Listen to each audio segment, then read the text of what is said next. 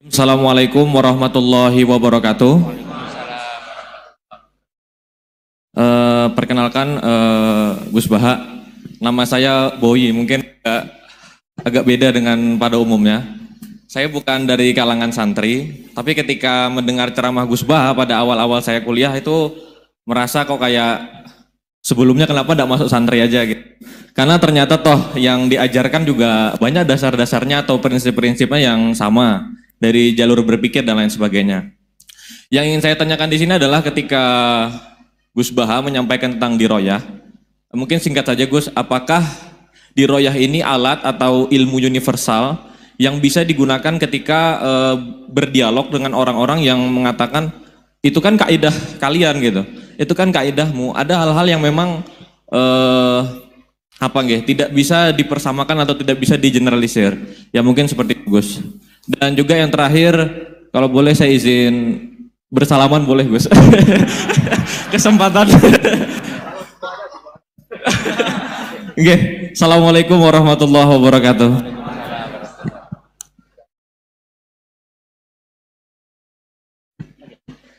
Baik, kita kumpulkan dulu satu lagi, ya.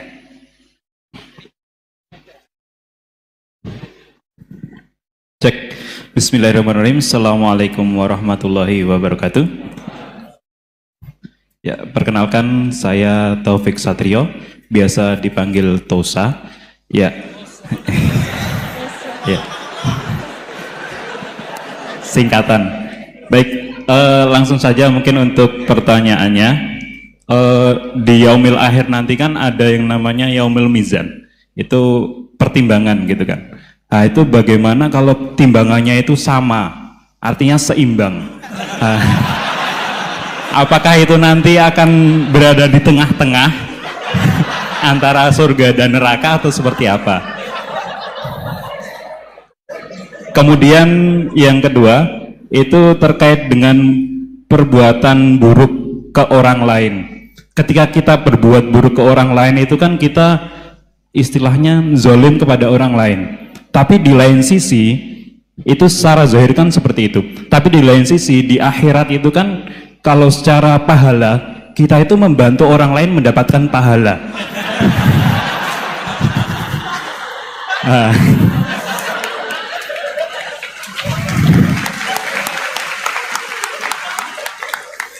Jadi, seperti apa Gus? Terima kasih. Assalamualaikum warahmatullahi wabarakatuh. Terima kasih Mas Tosa, ya. Silakan Ibu, ya.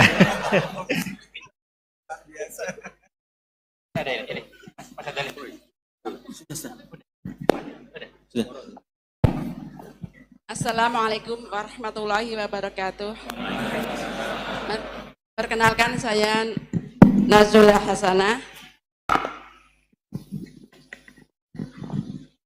Mau bertanya, apakah perbedaan NU sama Muhammadiyah?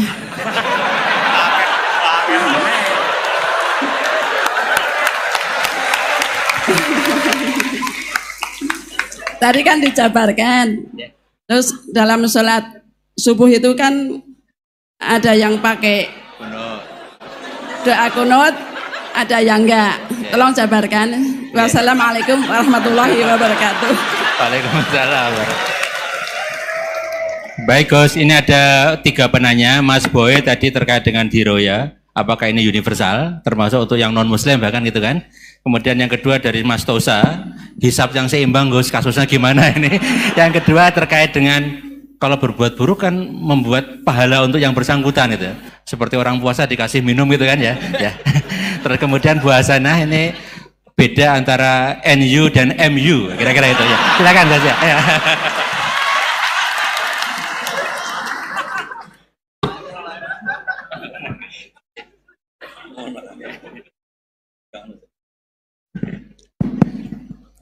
Bismillahirrahmanirrahim. Sebelum saya jawab, saya senang kalian semua senang dengan sesuatu yang taat itu. Banyak orang untuk senang nunggu maksiat dulu. Mungkin melihat perempuan yang tidak mahram, melihat sesuatu yang maksiat. Jadi ini spesial. Majelis ilmu tapi apa? Senang. Ini sesuai rencana Tuhan lah. Seorang itu senang dengan taat, senang dengan ilmu. Ini luar biasa, no? Luar biasa. Tadi pertanyaannya kalau diroya, jadi Islam itu agama untuk logika objektif. Jadi diroya itu ya global, universal. Misalnya saya beri contoh Tuhan yang satu. Itu dulu, saya ulang lagi, dulu itu ada imam namanya Imam Amudi. Itu pengajar matematika, Mas Boy. Pengajar matematika. Itu kan nggak lazim, tapi kiai kok pengajar apa? Singkat cerita, ini cerita keramat. Kalau kalian nggak paham ya keramat sendiri. Jangan nggak paham menentang. Singkat cerita, di antara keramat beliau itu Allah itu nyuruh para malaikat disuruh ngaji matematika sama dia. Ngaji tauhid, tapi disebut sama Allah ngaji matematika. Ternyata apa? Cara ngajarkan gini. Misalnya ngajarkan diterang gini. Titik. Angka 2, 3 sampai 1 miliar 1 triliun. Nisbatusnaini ila ma la nihayatalah. Itu nisbatul fard asli. Angka itu entah 2, entah 3, entah 1 miliar, semuanya dibanding angka 1 itu namanya cabang. Tetap yang al-aslu itu angka 1. Itu otak siapapun itu akan ikrar dengan logika tadi. Bukan kita Muslim. Semuanya akan tahu angka berapapun jumlahnya, tetap asal usulnya angka 1. Terus dia gambar ya gambar apa saja, gambar masjid, apa gambar sapi atau gambar apa saja. Dimulai 1 titik. Gambar ruwet maupun gak ruwet tetap saja dimulai 1 titik. Nuktotul wujud. Jika kalau zaman saya ngaji, Pak Rektor ngaji dulu diterangkan semua makna Quran ada di Fatihah, Fatihah ada di Bismillah ya. Bismillah itu ada di titiknya. Titik nyabak. Lah kenapa ini hebatnya Quran? Kenapa dimulai dari 1 titik? Untuk maklumatkan semua alam raya ini dimulai dari 1 titik, yaitu wujud Allah. Logika seperti itu kan orang nggak nerima gimana? Gambar seruat apapun dimulai dari mana coba? 1 titik. Angka sebesar apapun dimulai angka apa?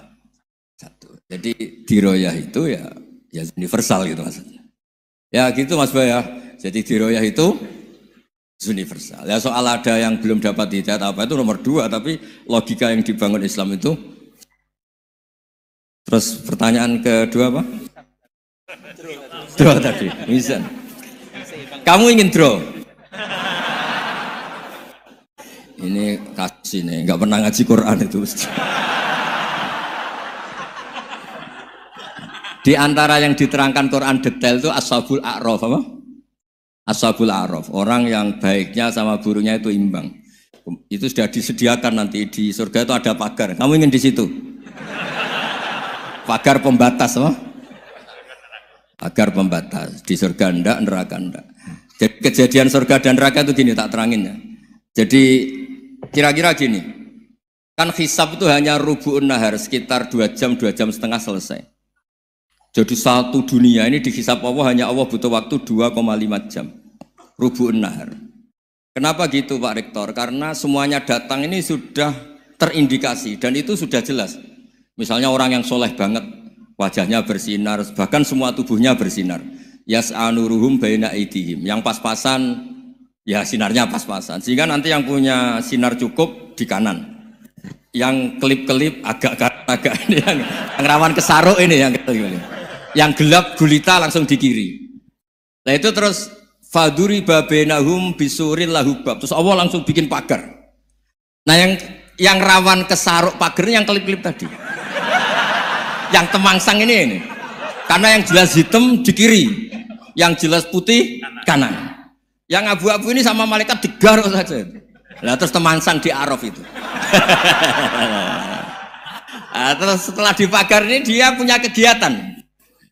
Kalau melihat neraka bilang Rabbana srif anna adzaba jahannam. Kalau melihat surga ya Allah, ma kuntu asqa khalqik. Saya ini hamba Engkau yang tidak paling sial dan Kau Maha Rahman. Tolong saya jangan dihadapkan ke neraka lagi. Karena itu menyiksa. Wa ahraqaka. Ya ketika melihat neraka itu dia komentar, ya Allah, neraka ini begitu merusak wajah saya. Hawa panasnya itu sudah menghancurkan semua. Baunya juga agak enak. Saya minta saya dihadapkan ke surga.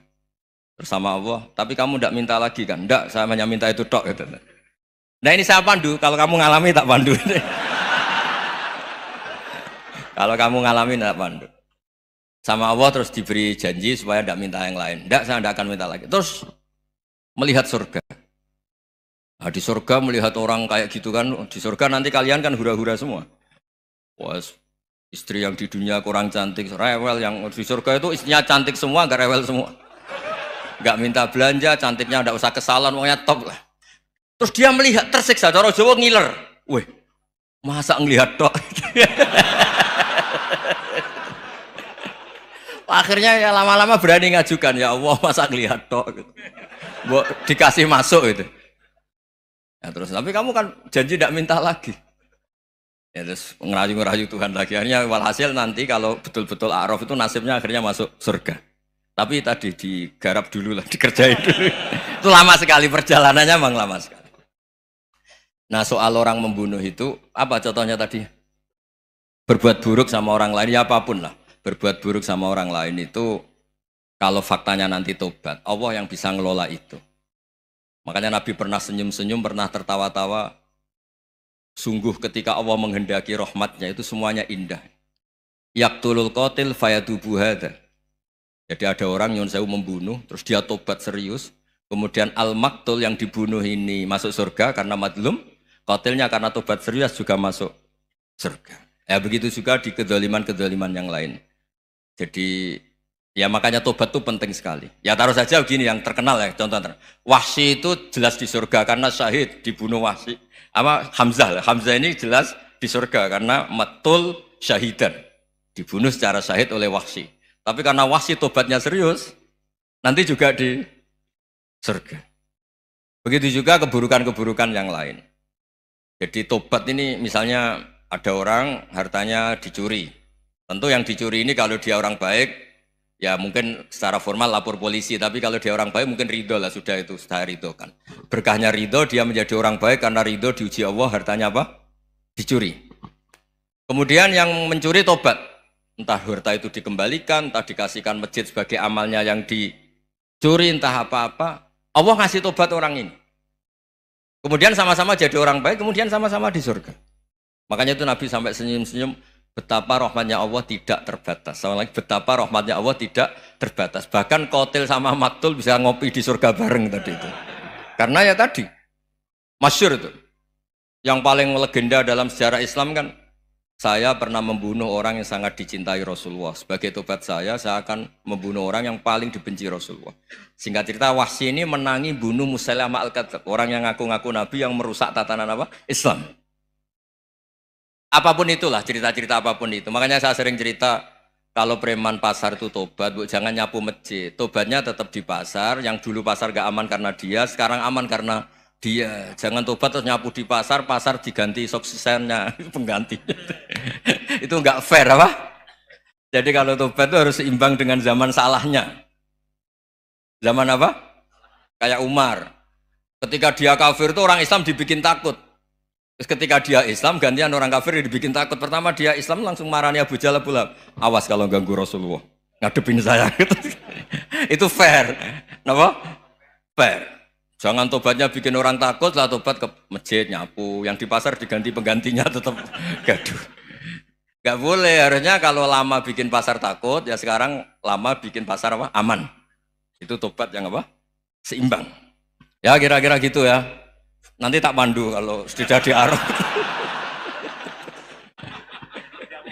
Terus gimana? Yang ketiga NU sama MU. Satu itu beda seragamnya dan logonya.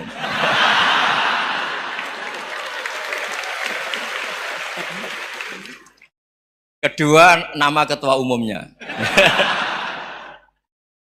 Ketiga tanggal acara besarnya. Muktamar Muhammadiyah dan NU itu beda. Sudah beda satu abadnya. Tentu dulu Muhammadiyah. Tapi begini ya, perbedaan itu nggak bisa dihindari. Karena tadi ada sudut pandang apa? Ada sudut pandang, itu nggak bisa dihindari. Ini cerita yang nyata ya. Saya ulang lagi, senyata-nyatanya. Andaikan betul Rasulullah itu hanya kunut 1-2 kali. Maka kalau menurut mazhab Syafi'i, apa salahnya melakukan sunnah terus-menerus meskipun Nabi itu melakukan hanya beberapa kali? Karena pertama sesuatu yang pernah dilakukan Nabi pasti akan menjadi sunnah yang terus menerus. Nabi itu puasa Senin Kemis juga tidak selalu. Salah kalau ada orang bilang Nabi malah takut kalau ibadah sunat dilakukan terus menerus karena nanti takut diwajib. Itu masyhur dalam kaidah usul fikih. Tapi yang tidak kunut juga tidak salah karena ya tadi Nabi ya pernah kunut, Nabi juga pernah tidak kunut karena nabinya orang banyak. Kan bukan nabi kelompok tertentu, no? Jadi sederhana. Terus menyangkut ini dengerin betul, sujud. Sujud itu banyak ulama yang mengatakan untuk sah itu harus melibatkan 7 anggota. Umirtu an asjuda ala sab'ati azumin al-jabha wal yaden wal rukbaten wal qadamen. Saya diperintahkan sujud itu melibatkan 7 anggota, yaitu jabha, yaden 2 tangan, 2 lutut, terus 2 qadamen. Tapi Imam Syafi'i ngendikan, andaikan ada pendapat yang mengatakan ukurannya cukup jabha, maka itu juga benar. Karena Nabi ketika sujud ngendikan sajadalaka wajhi wa sam'i wa basori. Ya Allah telah sujud ke engkau wajah saya, jabha saya. Nabi tidak menyebut tangan, tidak menyebut rukbaten, tidak menyebut qadamen. Ini wajah tu wajah, ukurannya itu hanya jabha. Itu kayak iya, kayak enggak. Nah hal-hal seperti itu yang menjadikan ada ijtihad. Ijtihad itu satu pemikiran yang cara sudut pandang itu kayak iya, kayak enggak. Nah itu terus ada al-madhaibul arba'ah. Terus ketika implementasi di Indonesia, dulu Mbah Ahmad Dahlan juga ngaji Basoleh Darat. Mbah Hasyim Asy'ari juga ngaji Basoleh Darat. Ketika di Mekah sama-sama ngaji Syekh Khotib Minangkabau, sama-sama ngaji Syekh Mahfud Termas. Jadi ya kalau di keluarga kita itu ya biasa aja perbedaan-perbedaan itu selama masih ilmiah dianggap biasa aja. Karena memang ngelola sudut pandang itu nggak bisa ditertibkan. Nabi Yahya itu suka berkawan orang soleh. Karena berkawan orang soleh itu enak. Tapi kalau Nabi Isa suka dadani desa-desa tertinggal yang masih macam-macam. Ketika ditanya, kenapa engkau suka berkawan orang-orang gitu? Ana tabibun udawil mardo. Di mana-mana kiai itu ya nyembuhkan yang sakit. Jadi kalau dakwah yang sudah iman tuh akeh tunggale gitu. Tapi dakwah gitu kan tantangan. Itu sudut pandang. Ada nabi itu yang tertawa terus guyon terus. Yang satu murung terus. Ya sama Nabi Isa dan Yahya kan satu angkatan. Mali aroka dohikan. Fakaan nama tak manumin makrillah. Kamu kok tertawa-tawa terus, seakan-akan nggak ada adab saja. Yang satu tanya, mali aroka abisan kaan nakata kena tumir rahmatillah. Wong kok murung terus, kayak dunia orang rahmat deh. Nah anda ini orang hebat. Guyu banter ya iso, nangis banter ya iso. Nah itu sudah orang kombinasi itu. Isa ya mau, ya mau, Muhammadiyah ya gelem, NU ya gelem. Ya maksudnya sudah biasa aja. Karena tadi konstitusi NU yang mengatakan ibadah harus ikhlas karena Allah, Muhammadiyah juga sama harus ikhlas karena ya sudah kalau karena Allah sudah selesai kan. Yang menjadi masalah itu kan identitas untuk hadun nafsi untuk diri sendiri. Kalau kita ikhlas masalahnya apa? Coba masalahnya apa coba? Imam Syafi'i pernah di Masjid Abu Hanifah yang tidak kunut. Beliau enggak kunut. Ketika tanya, lima ada tarok kunut, ikroman di hadal madhab. Saya menghormati madhab ini. Jadi ya biasa. Sebaliknya juga sama. Orang-orang Hanafi kalau Imam Syafi'i kunut ya ikut kunut. Karena kalaupun Anda yakin itu tidak disyariatkan, kamu juga yakin itu tidak membatalkan apa? Sholat. Itu yang perlu dicatat. Kalau Anda tidak yakin sunat, kan tidak yakin kalau itu membatalkan sholat. Jadi sebetulnya kalau dianalisis secara keilmuan itu ya semuanya normal. Karena tadi Rasulullah itu al-bahrul muhit, Nabi itu lautan yang luas sekali. Orang akan mengambil air sesuai kapasitas masing-masing. Dan akan merasakan kualitas air juga sesuai kapasitas masing-masing. Orang yang sangat haus melihat air seteguk ini luar biasa. Tapi yang tidak haus mungkin melihat itu biasa-biasa saja. Jadi makanya saya mohonlah, sudahlah itu biasa saja, apalagi secara sanad ya sama, secara tradisi sama. Ya soal perbedaan tidak harus dengan NU, antara Muhammadiyah juga biasa beda. Mungkin di UI antar rektorat juga beda-beda. Yang satu suka dekat rektor, yang satu suka enggak. Monggo asal itu niatnya ikhlas. Terakhir saya beri cerita, ada sahabat ditanya, "Sifli wajah Rasulillah." Coba tolong saya ceritakan wajahnya Nabi kayak apa. Sahabat itu nangis senangis-nangisnya. Kenapa engkau menangis? Saya itu tidak pernah melihat wajah Rasulullah SAW. Loh kenapa? Engkau kan sahabat. Sungkan. Sebagai bentuk penghormatan saya tidak berani melihat wajahnya. Sebagai bentuk penghormatan pada waktu Nabi, saya tidak berani sowan. Nabi di dalam punya keluarga, punya istri, punya cucu. Kalau saya sowan tuh ganggu. Ya masuk akal. Bentuk hormat itu tidak ganggu kan. Tapi ada orang-orang yang bentuk hormat, bentuk sayang itu sering datang ke majelis Nabi. Sama-sama masuk akal. Bisa didebat gimana? Sama-sama masuk akal. Ya sudah itu ijtihad. Maksudnya itu ijtihad. Itu sudah sama-sama masuk akal. Abul Hasan Asyadili itu kalau kemana-mana pakai mobil mewah, pakai baju mewah. Ketika ditanya, Anda ini ulama kok pakaiannya mewah, mobilnya mewah. Dan wong ra kepikiran nyangoni ya. Nah, tapi nak kowe tawaduk melas. Terus dibalik numbalmu sakit. Ngono ra iso mulai kiai ini. Ya tapi misalnya semua gitu mesti ada yang salah paham, itu keangkuhan. Tapi kalau semuanya kelihatan gembel, nanti orang trauma jadi kiai. Takut kayak itu. Ya sudah, itu wilayah ijtihad, sudah tidak usah pokoknya sudah, yang penting ikhlas. Anda berani tanggung jawab nanti ketika ketemu Allah Subhanahu wa taala. Nggih, ngoten. Assalamualaikum warahmatullahi wabarakatuh.